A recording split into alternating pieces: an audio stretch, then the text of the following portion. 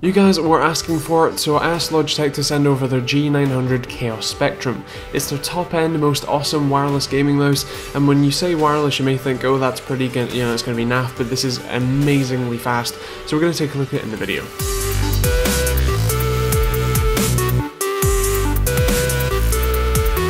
The back of the box has the exciting features like the ambidextrous support, the 336 sensor, and the 1000 Hz or 1 millisecond polling rate, which is quite cool. And inside the box, it's actually a very nice unboxing experience. Inside you get obviously the mouse itself, the cable, the USB cable with a rather sort of weird Y-tip, and obviously some other bits and pieces that I'll show you in just a second. But as I said, the Y-tip is actually a little bit strange, obviously a bit proprietary, but also aids in sort of support when you have the mouse connected in wired mode, so that you don't notice it as much, and also it doesn't accidentally fall out. Obviously this is where it attaches.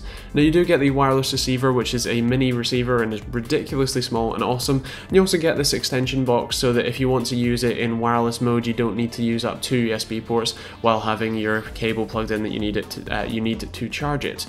Otherwise you've got the obviously mouse itself, which because it's ambidextrous is a very sort of symmetrical design, which is actually quite nice. You also have 2 buttons on the left hand side, and actually if you remove this blanking plate you have 2 buttons on the right as well. You can customize it any way you like because they include 2 extra buttons and an extra blanking plate, so that you can have it 2 buttons on the left, 2 buttons on the right, or all 4 buttons on, or none of them on, depending on what you fancy.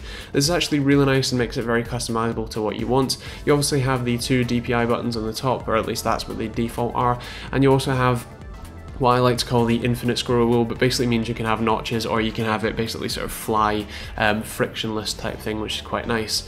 Obviously being ambidextrous means that it is very nice in the hand, and on the bottom you have very large sort of anti-friction pads, or sort of glide pads, which are quite cool, as well as another button which currently changes the profiles, and you also have the on-off switch. You also have some lighting on top and a really nice way to show off the DPI as well as the battery life and what profile you're in as well, with the 3 LEDs on the sort of back of the DPI buttons. Obviously this is a PMW 336 optical sensor with 200 to 12,000 DPI, which is incredible, and it's ridiculously fast, obviously with the 1000 Hz polling rate.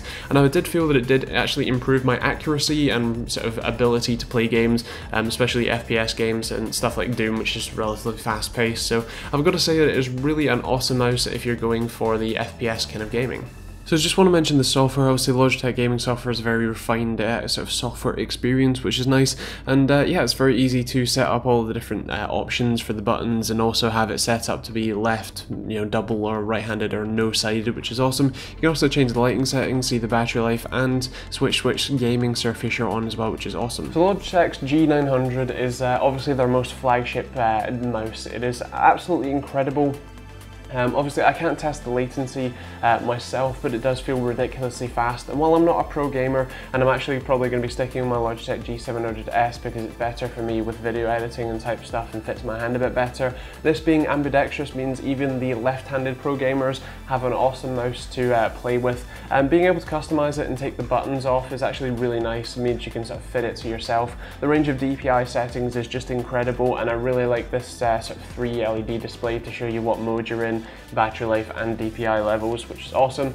I personally love the infinite scroll wheel, in the sort of middle there with the unlockable button. That's really nice. The actual cable itself is quite proprietary in its shape, but as long as you have a relatively small header, especially that actual main piece, as long as that's small enough, you can generally fit any cable in here. So if you were to break this or something, then it's not the end of the world. The fact that it comes with the universal Logitech receiver is also really nice. So I believe, as far as I'm aware anyway, that you can use other Logitech peripherals with that single receiver.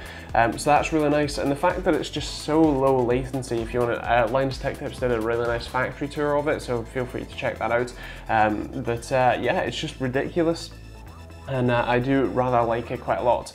Now the main caveat to this is that it's very expensive in terms of mice in general. It's actually around about the same price as the Asus Spatha, despite being in a league of its own in terms of performance here. If you are an FPS gamer specifically, the fact that it's so lightweight makes it very easy to flick around, and the fact that it has ridiculous amounts of DPI, zero acceleration and ridiculous latency is just awesome. Also the fact that the sort of mats on the bottom are actually massive in size means that you have very nice wear in terms of across the entire bit, and you don't have to replace these as often, especially if you're doing a lot of fast moving sort of trick shot type things.